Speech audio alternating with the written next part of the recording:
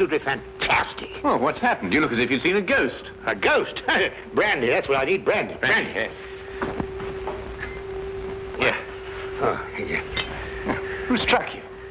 Well, you said it yourself.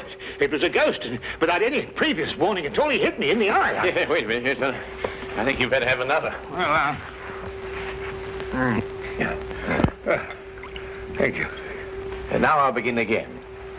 Who struck you? Upon my words, Holmes, it was a ghost. The ghost. Huh? Do you have a headache, Watson? It may seem humorous to you, but I mean, look, let me tell you from the beginning. Yes, please do, but start right at the beginning. Right, well, I was on my way back from the club. You see, it was about 8 o'clock. And I got into Spencer Street, and it was just opposite that little tobacconist, you know, makes that Yes, I know, yes. Go on, Watson. What did you do then? Well, I saw a man in front of me suddenly clutch his chest. He was walking towards you? How do you know? Well, I mean, you said he staggered and clutched his chest. You must have been... Yeah, that's logical. Anyway, yes, well, anyway, I rushed up to him to help him, you see, and he's still able to mumble something about, he had a heart, and he lived in 19 Hooper Street, and would I help him get there? There were no other pedestrians? No, the street was completely deserted. Good. Go on. Well, then his landlady let us in, and he was unconscious by that time, so I carried him up to his room, and I laid him out in his bed, and Holmes, he was dead. Now, look here, Holmes, he was absolutely, completely, and utterly dead. I couldn't make a mistake about a thing like that. No, of course you couldn't, old man. No. Go on, then what happened next? Well, then I told the landlady rather said to me that she'd called the authorities, you see, and I left my name with her just in case, you know, they'd want me. And then, well, I thought it would be rather more delicate if I left, you see. I mean, he must have relations. Yes, quite right, Watson. The most delicate situation. Yeah.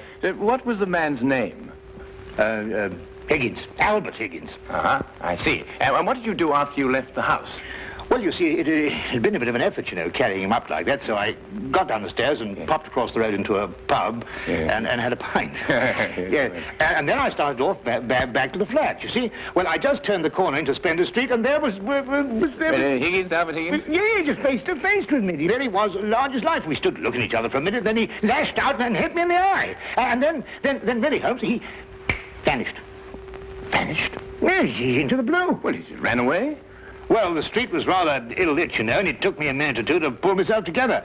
And then I don't know whether he ran away or not, but he vanished. Well, that's most unusual. Most? Did you speak to this ghost?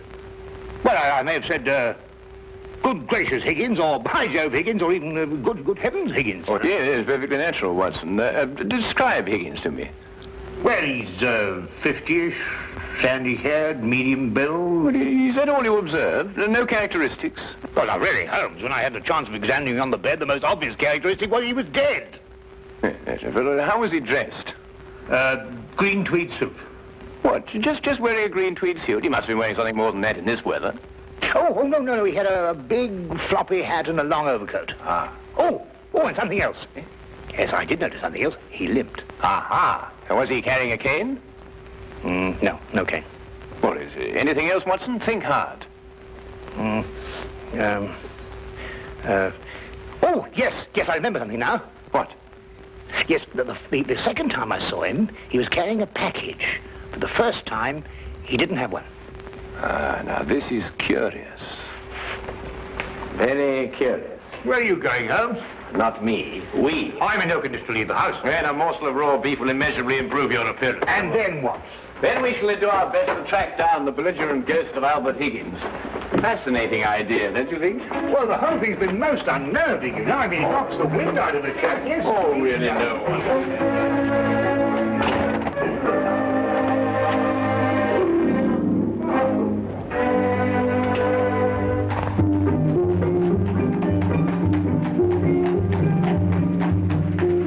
Also a rather flamboyant character by the wide, rakish brim.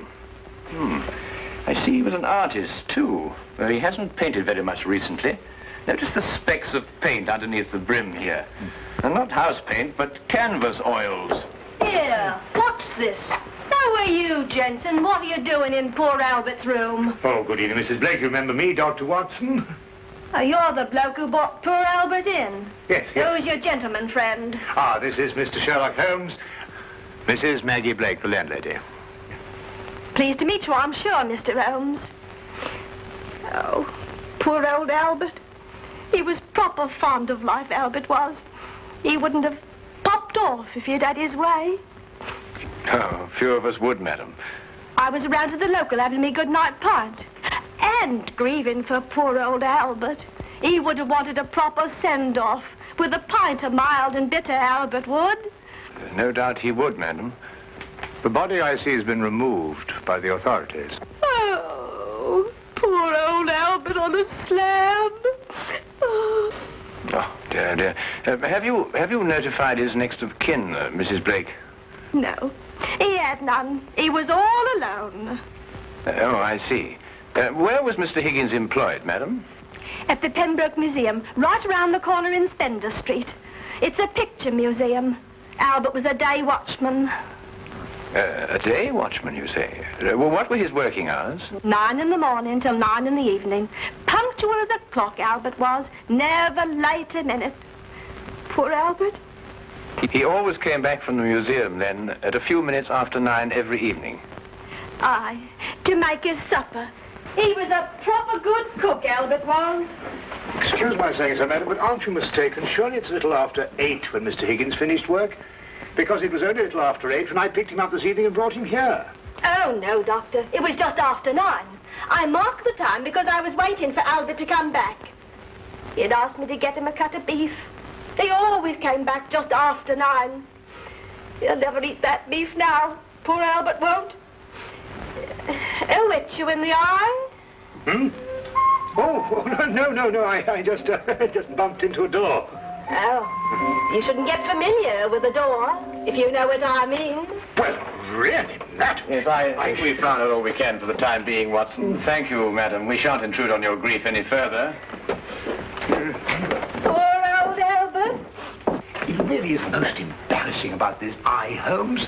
Did you hear? She inferred. It's a terrible situation. And she's wrong about the time. It was only a little after 8. And it's only a few minutes' walk to Spender Street. Yes. Time is a curious dimension, Watson. Habit and a preconceived notion can so easily reverse the hands of a clock. And yet the clock is still in perfect working order. Where are we going? To view the mortal remains of poor old Albert Higgins.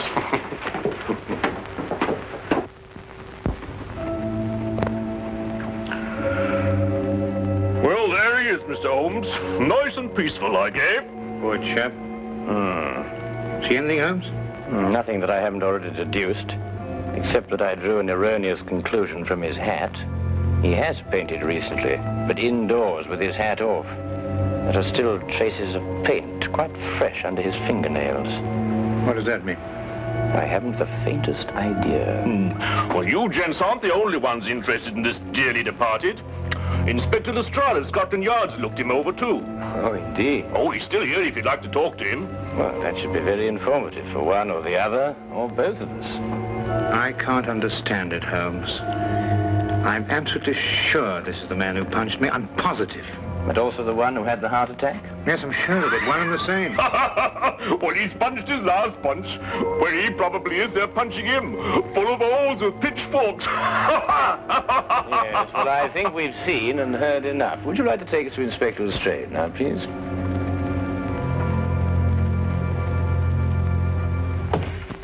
Ah, hello, Inspector.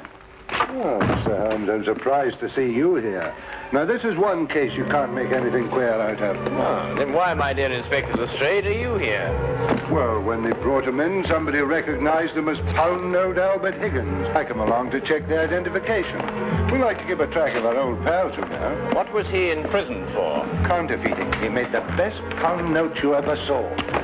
Yes, he was a real artist. Lestrade, there's no doubt as to the cause of death, is there? Oh, sorry, Holmes. Heart failure, no foul play. I understand you were with him in his last moments. Yes, I was with him on the street when he had the attack and I took him home. There's nothing you could do, I suppose. Nothing. He was dead before I had a chance to do anything. By the way, what time was he brought in? Oh, let me see now. It would be about, yes, here we are. 9:45. Higgins' landlady notified Constable Smithers at 9:30. Smithers had them remove the body in a matter of minutes. Inspector, are you sure it was 9:30 and not 8:30? No, 9:30. It's right here in Smithers' report. Why? Oh, no, it's nothing at all. You're quite sure, Lestrade, there's nothing more to this than a simple case of natural causes? Ah, no, there's no mystery at all. No mystery, Mr. Holmes. Hey, what happened to your eye, Dr. Watson? Oh, I bumped into a door. A door? Oh, well, that's a new one anyway. Was it a pretty door? Now, really, Lestrade. That's all right, Watson. I won't tell a soul. Well, really, this is insufferable, Holmes. Nobody believes me. Well, why did you tell them the truth? What, that I was punched by a ghost? Yes, I see what you mean. We may have to take on this case anyway, if only to protect your honor and reputation. Well, it's intolerable, Holmes. Absolutely intolerable.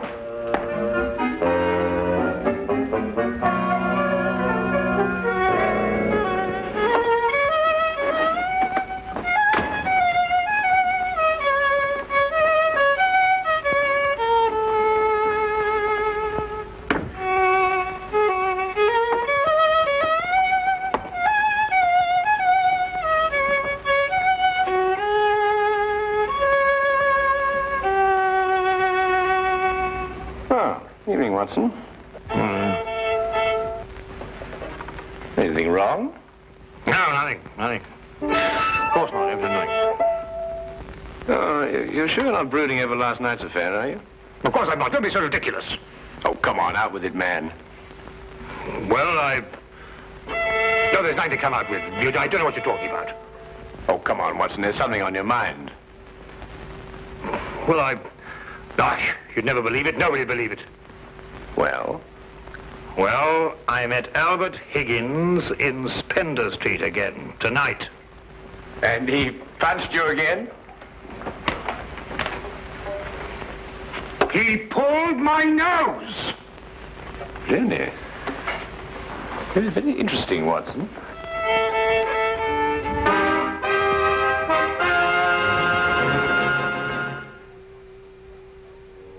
My dear Watson, calm yourself. Look here, Holmes. This whole Higgins affair's gone too far. First of all, last night and now tonight. Calm yourself, Watson, and relate. Everything hangs on this second encounter. Well, it occurred just as it had last night. I was on my way back from the club and I'd reached Spender Street. It was a few minutes ago, as a matter of fact, just after 9 o'clock.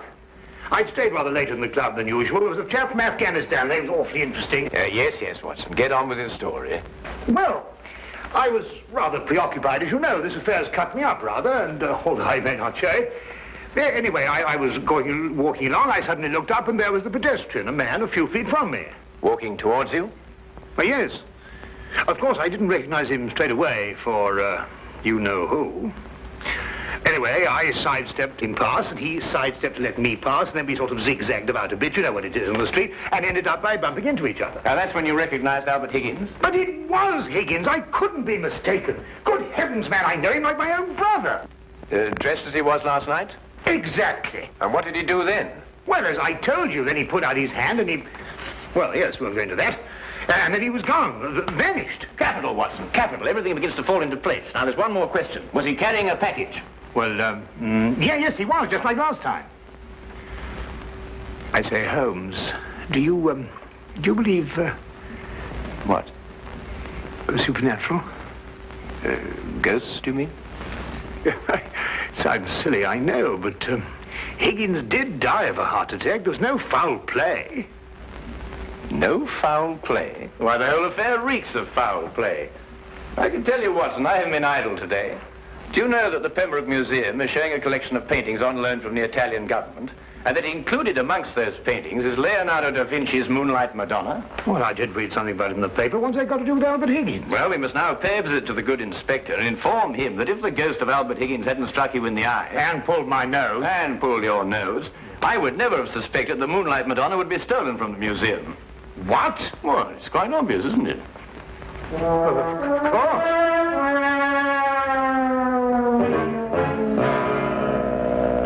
I see. Oh, thank you. Well, we'll soon know, Mr. Holmes. But if the picture's still hanging in its place and we've dragged the curator out of bed to check on it, well, false alarms like this don't exactly help the yard's reputation, you know. And what about my reputation, Inspector? When I say a man died a little after 8, he died a little after 8 and not a little after 9. And when I say that his ghost punched me in the eye half an hour later, hang it, he punched me in the eye. Oh, we all have our off days, Dr. Watson. To err is human, as the poets say. And furthermore, if I tell you that I bumped into this chap's ghost again tonight, You didn't tell me about any second meeting. Oh, didn't I? Well, nothing. An hallucination, that's what you had, Dr. Watson. Yes, it's, psychological. That's the thing in crime today, psychology. I've been studying it, you know. You astonish me, Inspector. Oh, we're not as backwards as you think, Holmes. No, we like to keep abreast of the times. Well, I don't mind admitting I don't think the psychology's got much of a future. Oh, come in. Hawkins, you saw the curator? Oh, yes, sir. I called him, Mr. Bentham, as you instructed, sir. He was quite excited when I told him this picture called The Moonlight Madonna had been stolen. And so we rushed around the corner to the museum. And? Well, sir, the picture was there, hanging in its proper place. Good night, sir.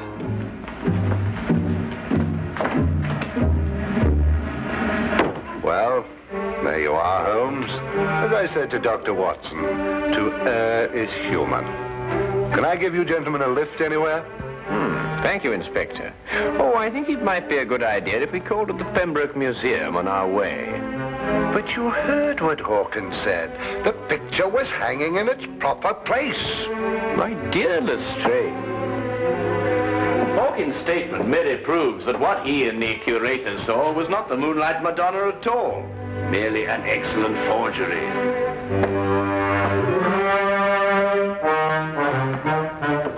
What's he talking about? Art, ghosts, my black eye, and psychology.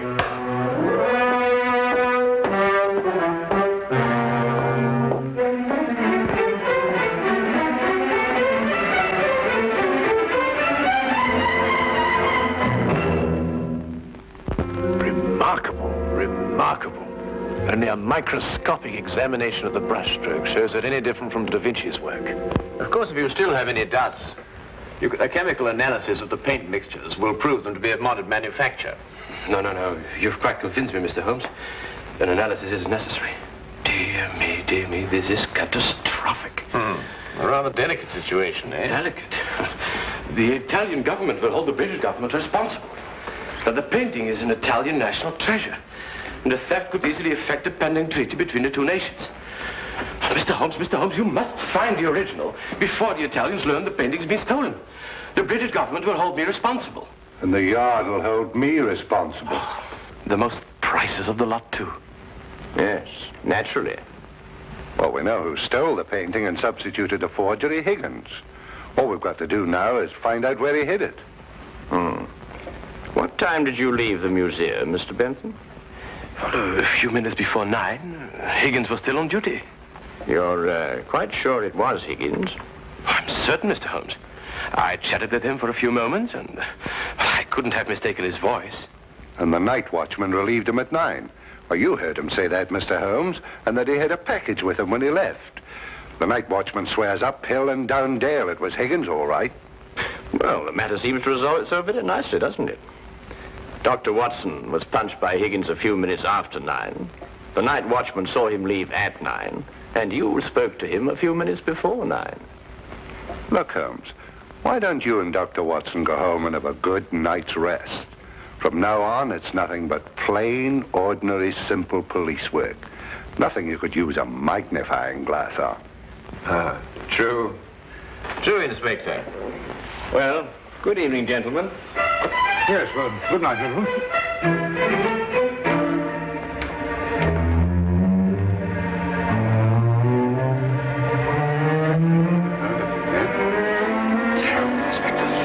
Terrible, Inspector. Terrible. What do we do now? Interesting affair, eh, Watson? Look, I don't care what anybody says. It was after 8 when Higgins punched me. Well, has it occurred to you that if Higgins didn't punch you, who had the heart attack? When I look here, Holmes, Oh, confound it. For all I know, it was Higgins who punched me and his ghost had the heart attack. Come on, Watson.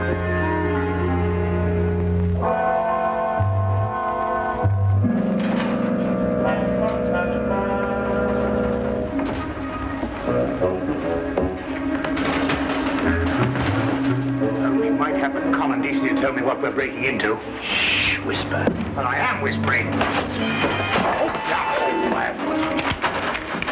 Look here, we broke into the rear of the museum because if so, Holmes, really, I don't know what's going to happen to us.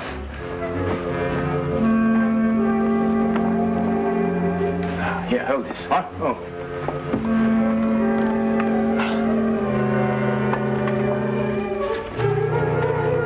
Holmes, this is sheer vandalism. Yes, well, then there must be a bit of a vandal in us all. Holmes, what are you doing? This is wanton destruction. I've never seen anything like this in my life. I forbid you to. I didn't know this side to your character, Holmes. I'm shocked. Ah, just as I thought. Look, Watson. Good heavens, the Moonlight Madonna. Yes, ingenious, isn't it? And yet, what could be simpler than to attach it to the back of an old rubber painting? How on earth did you work that out? Well, I just asked myself where I would hide a stolen canvas. Holmes, have you gone mad? No. We're just to wait events. I don't think we should have to wait very long. Holmes! Dr. Watson! What's the meaning of this? Watson, I believe you've already met Mr. Bentham in his capacity as curator of the Pembroke Museum. Allow me to present him to you now as the picture thief. Charmed, Dr. Watson. Oh, delighted.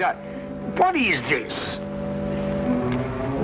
So you discovered my little hiding place, Mr. Holmes. I'm curious.